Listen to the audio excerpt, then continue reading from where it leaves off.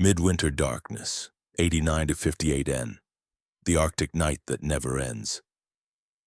3 meters of solid sea ice locks the entire ocean under a lid of frozen steel, temperature minus 46 Celsius and dropping, wind screaming across the pack at 60 knots.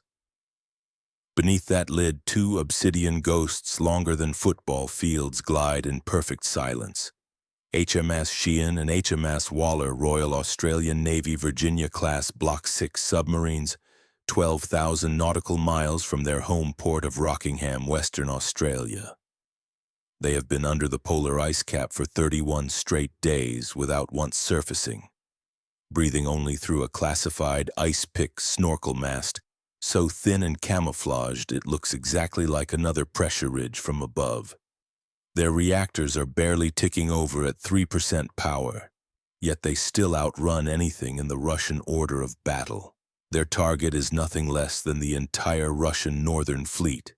Every Borei A strategic boat, every Yasin M hunter killer, every Oscar II cruise missile submarine, every surface combatant bottled up in the Barents, White, and Kara seas. Moscow has absolutely no idea they're there. Not a whisper, not a transient, not even a ghost contact on the most sensitive Russian arrays. That is, until the lead nuclear icebreaker of the Northern Sea Route fleet suddenly erupts into a column of white-hot fire visible from the International Space Station at Oro 300 Zulu. This entire operation didn't just happen because someone in Canberra woke up cranky one morning. This happened because Australia finally decided the era of polite smiles and rules-based order lectures was over. Rewind 24 months. AUKUS Pillar 1 hits warp speed after the Americans realize losing the Indo-Pacific is no longer a theoretical exercise. Electric Boat in Groton, Connecticut and Newport News shipbuilding start cutting steel for Australian hulls before the ink on the contract is even dry. The first 2 Block 6 Virginias, originally meant for the U.S. Navy, get quietly renumbered, repainted in Rand gray, and handed over 18 months ahead of the public schedule. Washington throws in every single black program upgrade that isn't physically welded to a Columbia class yet. Large aperture bow and sail, conformal arrays the size of cinema screens, fly-by-wire photonic masts with 8K low-light cameras, pump jet propulsors so quiet they register below the background noise of snapping shrimp in the Coral Sea, and the new NP2000 reactor that can run flat out for 35 years without ever needing a single fuel rod swapped. But Australia refuses to be just another customer. Under the ultra-classified Project Wraith, BAE Systems Australia and ASC in Adelaide take the brand new hulls and weld a 22-meter mission plug right behind the sail. Inside that plug sits a pressure-proof hangar big enough for 4 Boeing Manta-Ray extra-large UUVs, each the size of an F-35, plus a vertical launch system for 12 hypersonic, Dark Wraith glide vehicles that can hit Mach 14 and maneuver like angry hornets. The final boats displace 11,800 tons submerged and are still quieter than a Los Angeles class tied to a pier with the reactor shut down. Officially, the cover story is Enhanced Antarctic Research and Southern Ocean Sovereignty Protection.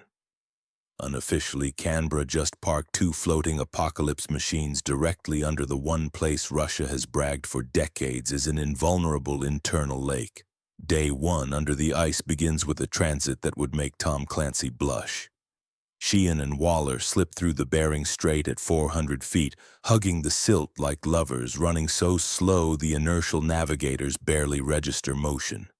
Russian Sosna-N and MGK 600 passive arrays strung along the Chukotka coast hear nothing but krill farts and distant whale songs. Once clear of the strait, the Aussies climb gently to 120 feet and disappear under the permanent polar pack. From this point forward, GPS is a bedtime story. Navigation is handled by a quantum gravimeter accurate to 3 meters over 10,000 miles, plus a ring laser gyro that drifts less than 1 nautical mile per year. Every 6 hours, an ultra-thin fiber optic mast no thicker than a drinking straw punches a microscopic hole through the ice, grabs 30 milliseconds of Starfix and Beidou Galileo GPS cross-check, then retracts faster than a frog's tongue. Russia's vaunted Project 4202 space tracking radars and Liana electronic intelligence satellites see nothing but random meteor trails and cosmic background noise. The primary mission is brutally simple on paper. Build a perfect acoustic, electromagnetic, and thermal portrait of every single Northern Fleet asset before Moscow even realizes spring is coming. Borei-A strategic boats carrying Bulava missiles with 10 warheads apiece. Yasenem attack boats loaded with Onyx and Zircon hypersonics. Oscar IIs stuffed with 72 Granite and Kaliber missiles each, plus every surface destroyer, frigate, and corvette tied up from Severomorsk to Vladivostok. Secondary mission: seed persistent quantum sensor beads along every under-ice fiber optic cable that carries Putin's internet traffic and secure military comms to the Arctic bases. Beads that can listen, record, and retransmit on command for the next 20 years. Tertiary mission, the one nobody writes down. Make sure the Kremlin suddenly and painfully understands that the Arctic is no longer a Russian monopoly, and do it in a way that gives them zero fingerprints to point at. Week 2, Sheehan picks up RFS Generalissimus Suvorov, a brand new Borei-A on strategic patrol near Franz Josef Land. For 9 straight days, the Australian boat sits a lazy 800 yards off the Russians' port quarter. Close enough to read the hull number with the naked eye if anyone could see through steel.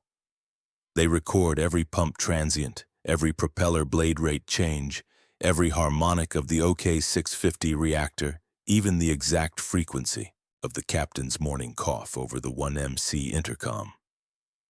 All data gets compressed with quantum-resistant encryption, then squirted upward in femtosecond laser bursts to a stealth ornithopter drone loitering at 70,000 feet above the ice cap. From there it hops via low probability of intercept links to Pine Gap, Alice Springs, and finally to the brand new Defense Intelligence bunker under Russell offices in Canberra. Moscow remains blissfully, dangerously unaware. Week 3, Waller hits the jackpot. 6 Yasenem submarines alongside the covered graving docks at Severodvinsk, hatches open, reactors cold for midlife refueling. Perfect killing ground. 1 Manta-Ray UUV the size of a city bus detaches from Waller's hangar.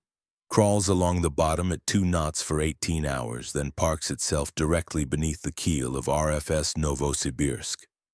It plants 4 PBX and 110 limpet mines plus a very special gift. An active sonar spoofing module that will convince Novosibirsk's own MGK-600 system the boat is already resting on the seabed the moment it tries to get underway. Plant complete, the Manta-Ray swims away, mission killed, and waits for orders that may never come. And then Moscow hands Australia the perfect excuse on a silver platter. Vladimir Putin, desperate to flex after losses in Ukraine and sanctions biting deeper than expected, personally orders Operation Severny Vater, the largest Arctic exercise since the Cold War. 50 surface combatants, 20 submarines, 12 nuclear icebreakers, hundreds of aircraft. Objective: demonstrate to the world that Russia still owns the top of the planet, and that the Northern Sea Route is sovereign Russian internal waters forever. The crown jewel of the entire show is the brand new nuclear-powered icebreaker Rossiya, 80,000 shaft horsepower double hull, capable of smashing through 4-meter ice at full speed. At Oro 300 on day 31 of the Australian patrol, Rossiya leads the Grand Parade north at 22 knots, cracking the ice like Thor's hammer. 10 minutes later, a series of perfectly timed explosions turns Rossiya into an inferno visible from orbit. 180 seconds after that, icebreakers Arctica and Sibir suffer identical catastrophic detonations. Their bows lifted clean out of the water before they settle back as burning tombs. No missiles, no torpedoes, no warning shots. Just precision-shaped charges planted weeks earlier by Manta-Rays that have already vanished back into the dark. Northern Fleet HQ in Severomorsk descends into pure chaos. Satellite imagery shows 3 multi-billion-dollar hulls drifting helplessly, crews abandoning into -40 air in survival suits that weren't designed for fire. Putin is reportedly apoplectic on the red phone to the general staff, demanding to know which NATO country just castrated Russia's Arctic dreams in front of the entire world. The Americans issue a bland no comment. The British sip tea and look innocent. The Australians release a one-line press statement about routine Southern Ocean training activities. The real coup de grace comes exactly 12 hours later. Both Sheehan and Waller execute a perfectly synchronized emergency surface through 6 feet of solid ice in the same Polinia. 400 yards apart. No warning, no drama. They blow main ballast together and rocket upward like twin express elevators from hell. Conning towers smash through the ice in twin explosions of white water and frozen shrapnel. The moment the sails clear the surface, high-definition cameras on both photonic masts start live streaming to every defense ministry on the planet. Freshly painted on each sail in day-glow white is a brand-new emblem nobody has ever seen. A grinning ghost wearing a slouch hat, holding a blood-dripping boomerang, and the words, "G'day, comrades, mind the gap," stenciled underneath in perfect Cyrillic. The feed stays live for exactly 30 seconds, then both boats vent, flood, and vanish again beneath the ice as if they were never there. Within minutes, Russian state television is screaming about Anglo-Saxon underwater terrorism and criminal aggression against peaceful Russian shipping. Putin threatens to sink the next Commonwealth warship that enters the Northern Sea route without permission. Canberra responds the very next morning by declassifying and releasing full acoustic fingerprints of every single Northern Fleet submarine recorded over the past 31 days, time-stamped to the millisecond, accurate enough to cue a torpedo launch from Sydney Harbor with a 98% kill probability. The message is short, sharp, and utterly merciless. We own your underwater battle space now. We did it from the one place you swore was untouchable, and we can do it again whenever we feel like it. The strategic fallout is immediate and seismic. NATO planners who used to treat Australia as the distant cousin suddenly remember that the RAN just projected world-class SSN power further than anyone else on Earth has ever done. The U.S. 7th Fleet quietly repositions 2 carrier strike groups closer to the dateline for exercises. China, watching very carefully from the sidelines, abruptly shelves its own Arctic ambitions for at least the next decade and doubles the budget for anti-submarine warfare in the South China Sea. And somewhere in a dusty Darwin pub, a bunch of very sunburned Australian submariners raise a quiet toast with ice-cold XXXX gold to the 2 boats that just turned the entire global balance of power upside down without ever firing a single weapon in declared anger. So what did we actually learn from 31 days under the ice? First, distance is officially dead. If a middle-power Navy can project Virginia-class combat power from Perth to the geographic North Pole completely undetected, nobody on Earth has a safe backyard anymore. Second, the new monarchs of submarine warfare are not the ones with the biggest fleets. They are the ones nobody hears until the ice itself starts exploding in perfect synchronization. Third, never ever under any circumstances make the fatal mistake of underestimating a country whose national animal is a venomous marsupial that can kill you with its thumb, and whose sailors just proved they can ghost across the planet and park on your doorstep without you ever knowing they left home. Because tonight, somewhere under that same merciless polar ice, 2 more Australian Virginias are already sliding north again. Nobody knows their names yet. Nobody knows exactly what new horrors they carry in their expanded plugs. All Moscow knows for certain is that every time a Northern Fleet captain orders start the engines on an icebreaker these days, the entire crew instinctively checks the bottom of the hull twice, then looks over their shoulder into the dark water and wonders if a ghost wearing a slouch hat is smiling back at them. Fair dinkum, mate. The Arctic just got itself a brand new landlord, and he's wearing thongs and carrying a very big boomerang.